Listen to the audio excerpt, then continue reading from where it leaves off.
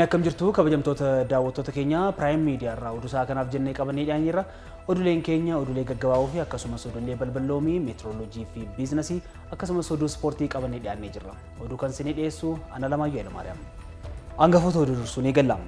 Jaalleewwan miseensa nagaa uummataa fi mootummaa Itoophiyaa cinaa akka dhaabbatan ibsan. Pirezidaantiin mootummaa naannoo Oromiyaa Obbo Shimallis Abdiisaan wanti akka naannootti karoorfame hanga gadiitti hojiitti hiikamuu qaba jedhan. Pirezidaantiin ittaanaa Keeniyaa gara Yugaandaatti akka hin imalle dhorkaman. Kanneen hangafoota turan amma gara oduu bal'inaan qopheeffanneetti dabarra. Jaalleewwan miseensa nagaa uummataa fi mootummaa Itoophiyaa cinaa akka dhaabbatan ibsaniiru. Ittaanaan muummee ministeeraa fi ministeera dhimma alaa Obbo Dammaqaa Makonnin jaalleewwan miseensota nageenyaa Profeesar Biruuk Haayiluun durfamu waliin haala waqtawaa biyyattii irratti marii taasisaniiru. Jaalleewwan miseensa nageenyaa hojiiwwan Itoophiyaa keessatti hojjetamaa jiru irratti gammaduun galateeffataniiru. Dhimma waqtawaa biyyattii irrattis uummattootaa fi mootummaa Itoophiyaa cinaa dhaabbachuu isaanii mirkaneessuuf gara Itoophiyaa dhufuu isaanii qindeessaan garichaa Profeesar Biruuk ibsanii jiru. Ameerikaatti hawaasa kutaa garaagaraa irraa walitti boba'an miseensota garichaa hirmaachisuu hojiiwwan misoomaa ijaarsa biyyaa fi dhaabbileen deeggartootaa hojiiwwan arjoomaa jiran irratti Obbo Dammaqaan ibsa taasisanii jiru. Pirezidaantiin mootummaa naannoo Oromiyaa Obbo Shimallis Abdiisaan wanti akka naannootti karoorfame hanga gadiitti hojiitti hiikamuu qaba jedhan. Pirezidaantichi kana kan jedhanis waltajjiin gamaagama raawwii hojii bara 2013 fi kallattii raawwii hojii bara 2014 godinootaa fi magaalota Oromiyaa hundatti taa'amaa ture wayita xumurametti. Natsaannat Jamaal dabalataa qindeessiteetti.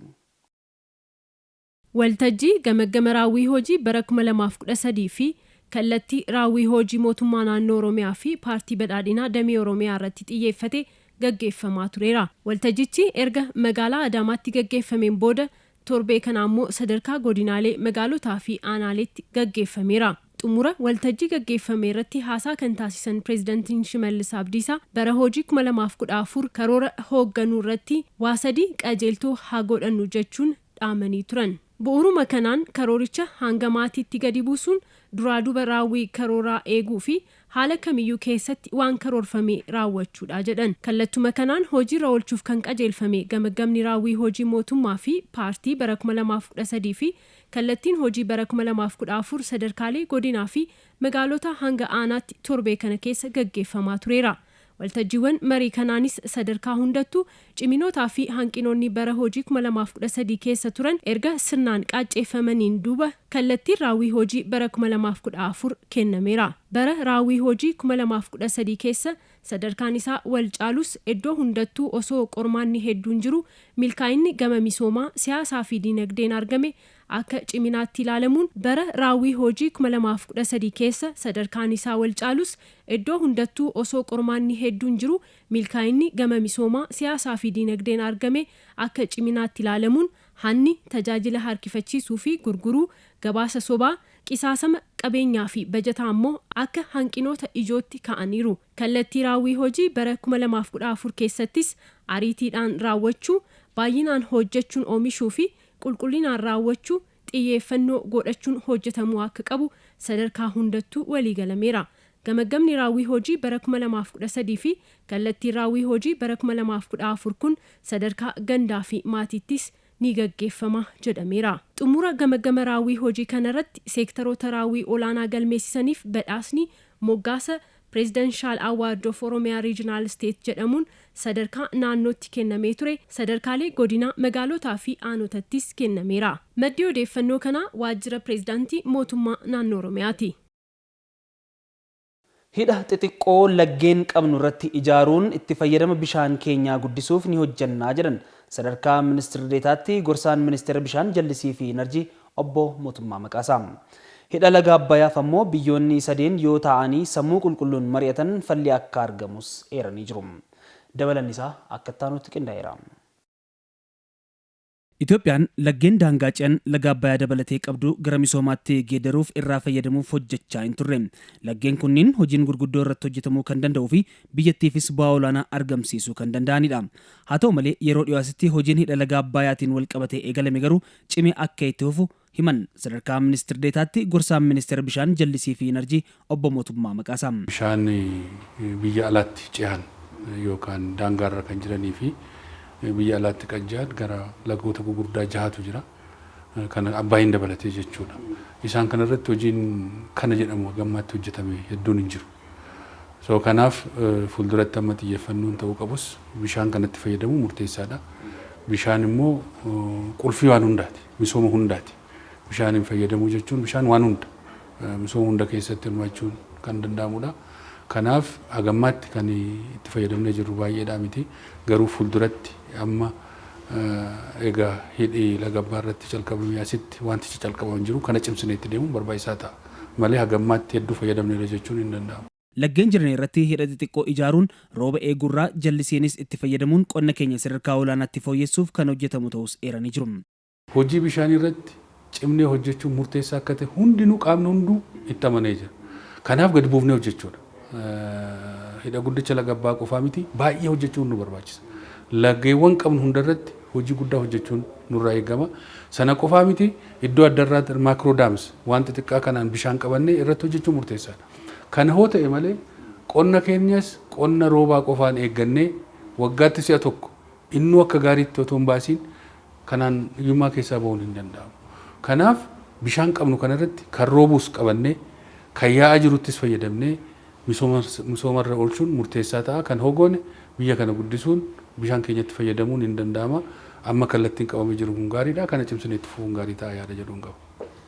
Hidha laga Abbaayyaa wal qabatee guutiinsa bishaanii marsaa lammaffaa milkaa'inaan xumuramuu kan himan obbo Mootummaan hojii kanaan hiyyummaa keessaa ba'uuf tarkaanfii tokko kan itti adeemne kan agarsiifnedha jedhan. Itoophiyaan laga kanaan wal qabatee gaaffii misoomaa kaasuun mirga itti fayyadama qabduun osoo biyyoota yaa'aa gara gadii hin miidhin mari'achaa jirtis jedhan. Haa ta'u malee Ijiptii fi Sudaan dhimma rakkoo nageenyaa gochuun dhaabbata mootummoota gamtoomanitti dhiyeessuun isaanii sirrii akka hin taane eeruun ammas wal dhabdeen uumamee jiru kana biyyoonni sadeen qofa ta'anii yoo mari'atan falli akka argamu ibsan. Ijaarsi kun rakkoo qabaate itti fayyadama laga kanaa ilaalchisee bu'aa fiduu kan danda'u sadan keenyi hoo mari'annee irratti walii galleedha. Qaama biraa UN galchuun biyya Ameerikaas waamuun faayidaa hin qabu. Kanaaf gadi teenyee irratti mari'annuudha kan jechaa ture. Gama isaaniitiin immoo kan ture alatti hiikuu achi deemu as deemu waan akkasiiti kan ture. Kanaaf ammas falli ta'uu danda'u sammuu qulqulluudhaan walitti dhufnee biyyoonni sadan mari'achuudha. Kan kanaachi miila tokko UN yookaan kan biraa gara biraa geessanii dubbatanii irratti walii galuu hin danda'amu. Sammuu qulqulluudhaan walitti dhufnee hanballeessoo jiraate ilaaluu wanti balleessuu hin jiru. Haa ta'uti garuu rakkoo qabnu hoo jedhan rakkoo isaasisan ilaalla. Laalamaas ture waa baay'ee irrattis walii galamee ture. So kana cimsinee walii galtee kana fiixaan baasuun barbaachisaa ta'a kan jedhuun qaba. Hidha guddicha haaromsa Itoophiyaa kan ijaaraa jirru deeggarsa maallaqaa fi liqaa argameen hojjetamaa hin jiru. Lammiilee Itoophiyaa biyya keessaa fi biyya alaa deeggarsa taasisaniin malee kan jedhan obbo Mootummaan kanas akkuma jalqabne fiixaan baasuun hojjechuun milkaa'ina haaromsa biyya keenyaa dhugoomsuuf ammas akkuma kanaan dura deeggarsa keenya osoo walirraa hin kutin itti fufuu qabnas jechuun dhaamanii jiru. Hidhi haaromsaa guddichi Itoophiyaa fi raayyaa ittisa biyyaaf Sudaan Juubaatti deeggarsi doolaarri 80,000 ol walitti qabame. Hidhi haaromsaa guddichi Itoophiyaa guutiinsi bishaanii marsaa lammaffaa milkaa'inaan xumuramuu sababa godhachuun qindeessummaa eembaasii Itoophiyaa Sudaan Kibbaa magaalaa Juubaatti argamuun hidhi haaromsi keenya ibsituu dhimma jiraachuu fi birmadummaa keenyaati mata duree jedhuun sagantaan deeggarsaa fi galii walitti qabu gaggeeffameera. Saganticha irratti lammiileen Itoophiyaa Juubaa fi naannawaa ishee jiraatan akkasumas dhalattoonni Itoophiyaa fi lammiileen Eritiriyaa hirmaataniiru. Sudaan Kibbaatti ambaasaaddarri Itoophiyaa Nabiil Mohammed sirnicha irratti haasaa taasisaniin lammiileen Itoophiyaa fi dhalattoonni Itoophiyaa Sudaan Kibbaa jiraatan miira jaalala biyyaa guddaa qabaachuu irraa kan ka'e waamicha biyyaalessaa fi misoomaa taasifamuu fudhachuun deeggarsa taasisaa jiran galateeffataniiru. Maddi tajaajila iddoo Itoophiyaati. Naannoo Tigraay keessatti miidhamtoota deeggarsa barbaadaniif dhiyeessuuf kallattii dhihaan koriidarrii wal quunnamsiisu haa banamuu jedhuun dhiibbaan taasifamu fudhatama akka hin qabne koomishinarri koomishinii hooggansa sodaa balaa obbo Mitikuu Kaasaa himaniiru. Dhiyeessii deeggarsaa carraaqqii olaanaa mootummaa federaalaa fi naannoo Affaar taasisaa jiraniin uummata Tigraayiif qaqqabaa jiraachuus kaasanii jiru. Obbo Mitikkuun barruu Addis Zamanitti akka himanitti gareen shororkeessaa adda bilisa baasaa uummata Tigraay murtee dhukaasa dhaabuu mootummaan dhiyeessee fudhachuu dhiisuun naannoo Amaaraa fi Affaar irratti tuttuqqii raawwachaa kan jiru. Gareen kun deeggarsa miidhamtootaaf dhiyaatu konkolaataa 170 ol ugguree tursuun isaa miidhamtoota yaaddoo guddaaf saaxileera. Haala kana akka carraa gaariitti kan fayyadaman biyyoonni lixaa tokko tokko Sudaan irraa kallattiin deeggarsa galchuuf jecha kallattii dhihaa Tigraayin kooridarrii wal quunnamsiisuu haa banamuu gaaffii jedhu dhiyeessuu isaaniis eeraniiru. Biyyoonni fi dhaabbileen tokko tokko kana haa jedhan malee mootummaan uummata deeggarsa barbaaduuf sararri Jibuutii gahaa ta'uusaa beeksisuusaa fi kooridarrii dabalataa akka hin banamne kanaanis ejjennoo cimaa akka qabu beeksaniiru. Baankiin Gadaa kaapitaala kaffalamee birrii miiliyoona 500 fi miiliyoona 50 walitti qabachuusaa beeksise. Hundeeffamni baankichaa adoolessa 29 bara 2013 hoteela Skylight'tti sa'aatii 3 irraa hanga sa'aatii 7tti akka gaggeeffamu koreen qindeessituu hundeeffama baankichaa himeera. Dhugaasaa Fufaa gabaasa dabalataa qaba. Hundeeffama irra kan jiru baankiin Gadaa hawaasa sababoota garaagaraan beenyaa argatanii osoo hin qusatiin qisaasamaaf saaxilaman akka itti qusatanii fi egereen isaanii akka milkaa'uuf kan hojjetudha. Baankichi hundeessitoota 24 kan jalqabe yoo ta'u yeroo ammaa kanatti kaapitaala kaffalame birrii miiliyoona 500 fi miiliyoona 50 abbootii aksiyoonaa walitti qabateera. Namoonni aksiyoona bitatanii kaffaltiin raawwatiin ammoo kaapitaala baankichaaf waadaan galame birriin biiliyoona 1.3 ga'eeraa fi kanaaf kanneen biroo ulaagaa baankiin biyyaalessaa barbaadu guuttadheeraa jedha. Hundeeffama irratti kan argamu baankiin Gadaa. Namoota gara 27,000 ta'an aksiyoona Gadaa irraa bitanii namoo aksiyoonni mallatteeffame gara biliyoona 1.3 ta'u irra ga'ee jira. An kaffalame immoo miliyoona 550 ta'u kaffalame. Baankiin biyyoolessaa wanna nurraa eegu baankii ijaaruudha, hundeessuudha. Han barbaachisu irra geenyerra jechuudha. Baankiin kun ulaagaa sarraa eegamu erga xumuree booda hundeeffamuun isarraa eegama. Kanaafis yaa'iin abbootii aksiyoonaa gaggeeffamee ifatti baankiin kun hundaa'uudhaaf akka jiru koreen hundeeffama baankichaa himeera. Adoolessa 29 2013 iftaan jechuudha. Walga'ii waamne jira jechuudha. Walga'iin kun adeemsisamu hoteela Skylight han jedhamu asuma magaala Finfinnee keessatti adeemsisama. Sa'aatii 3 irraa amma sa'aatii 7tti ta'a jedhamee eegama. Baankii kanarratti garuu akkuma beekamu amma rakkoo guddaarra irraa COVID-19 rakkoo guddaa biyya saxaalaa jiru. Biyya keenya qofa odoo hin ta'in addunyaa guutuu rakkina uumaa han jiru waan ta'eef abbootii aksiyoonii hunda waamnee walga'ii adeemsisuu hin dandeenyu. Waan kana ta'eef namoonni abbootii bakka bu'an abbootii aksiyoona nurraa bitan bakka bu'an bakka itti mul'atan irratti han godhamuun amma namoota 500 han ta'an jechuudha. Abbootiin aksiyoonaas ta'e namoonni isaan bakka bu'an ulaagaa barbaachisu guutuudhaan sa'aatii fi bakka barbaadametti akka argaman baankiin Gadaa waamicha dhiyeesseera. Namoonni walga'ii kanarratti mul'atan bakka ofii isaaniitiifis ta'e bakka bu'insa namoota adda addaa irraa fudhatan isa xalaa isa ibsuu qabuun isaan irraa eegama. Mattaawaqaa isaanii qabatanii dhufuu isaan irraa eegama. Sa'aatii jedhame sanitti sa'aatii 3 dura hoteela Skylight'tti argamuu isaan irraa eegama jechuudha. Kana adaraa guddaa jechuu barbaanna. Sa'aataan calqabne sa'aataan akka fixuu dandeenyu jechuudha. Baankiin Gadaa tajaajila faayinaansii biyya kanaa keessatti gahee isaa baachuun cinaatti rakkoowwan hawaasichaa furuudhaaf gahee guddaa akka qabaatu itti abdatama. Kanaafis sadarkaa ammarra gahee kanaaf hirmaattotaaf galata akka qaban koreen hundeeffama baankichaa himaniiru. Ifaajjii dadhabbii bu'aa bayii hedduu keessa darbame namni hedduun irratti hirmaate namni hedduun gumaacha adda addaa gumaachee baankii keenya baankii dhaloota haaraati. Baankii saba maqaa sabaa ol kaasu jedhee namni baay'een irratti hirmaateera.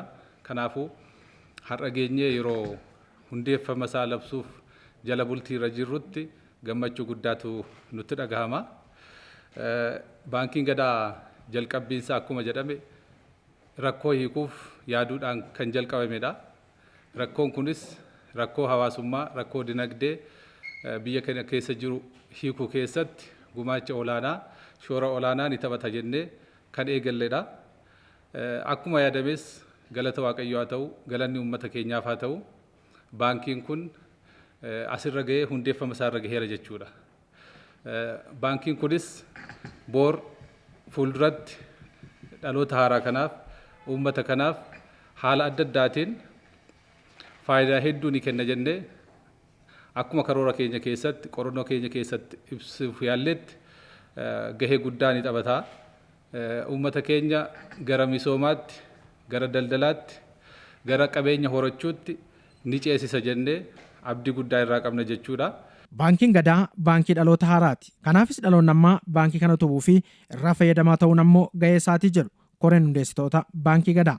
Kana malees fayyadamummaa hawaasaa irratti xiyyeeffachuun akka hojjetu simaniiru. Baankiin Gadaas maaliif gara hojii kanaatti seenaa jira? Maaltu adda isa taasisaa? Yaadaa fi hojimaata isaa keessa maaltu adda isa taasisaa jedhu gaafii isin ta'uu danda'a. Wanti baankii Gadaa taasisu tokkoffaa irratti abboomni baankii Gadaa yookaan ownershipiin isaa uummata jiddugaleessa godhachuun isaa baay'ee adda taasisa. Gadaan sirna bulchiinsa Oromoo dimokiraasii qulqulluu kan ganamaati. Addi bilisa baasaa uummata Tigraay reeffa miidhamtootaa walitti qabuun haleellaan jumlaa kan irratti raawwatamedha jechuun olola sobaa dabarsuuf qophii irra jira jedhame. Gareen shororkeessaa adda bilisa baasaa uummata Tigraay reeffa miidhamtootaa walitti qabee fudhachuun haleellaan jumlaa kan irratti raawwatamedha jechuun duula olola sobaa dabarsuuf qophii irra jiraachuu mootummaan dursee akeekkachiisee yeroo ammaa hojiirra oolaa jira. Torbee tokko booda gareen shororkeessaa adda bilisa baasaa uummata Tigraay magaalaa Humaraatti haleellaan jumlaa raawwateera jechuun duula gaggeessuuf qophii irra jiraachuu mootummaan maddoota nageenyaa odeeffannoo argate ifoomsuun isaa ni yaadatama.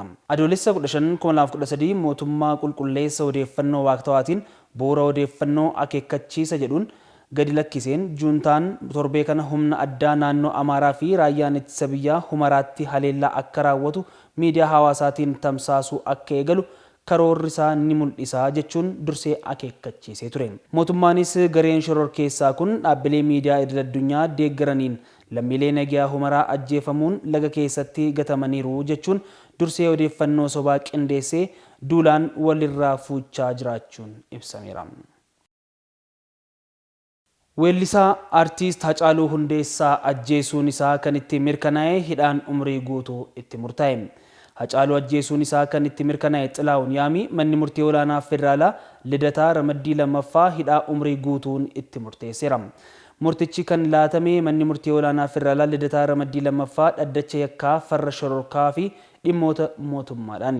Shakkamaan lammaffaan Kabbadaa Gammachuun kan jedhamu ammoo hidhaa waggaa 18 kan itti murtaa'e yoo ta'u, shakkamaa sadaffaan Abdii Alamaayyoo ammoo hidhaa baatii 6 kan itti murteeffame ta'uun himameera.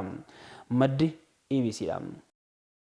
Daawwattoota keenya amma immoo gara oduu biyya alaarraa argannetti dabarra.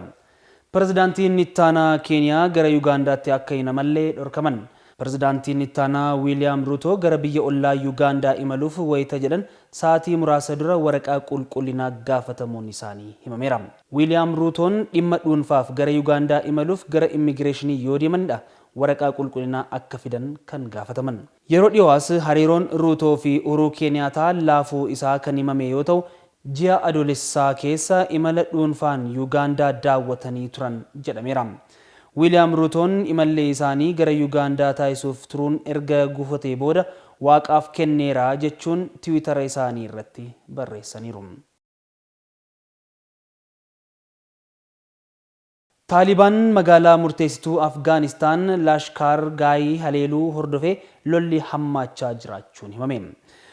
Waraanni magaalaa murteessituudha jedhamtee gidduutti jalqabamee fi sodaachisaadha jedhamee mootummaa Afgaanistaanii fi hidhattoota Taalibaan gidduutti gaggeeffamaa jira.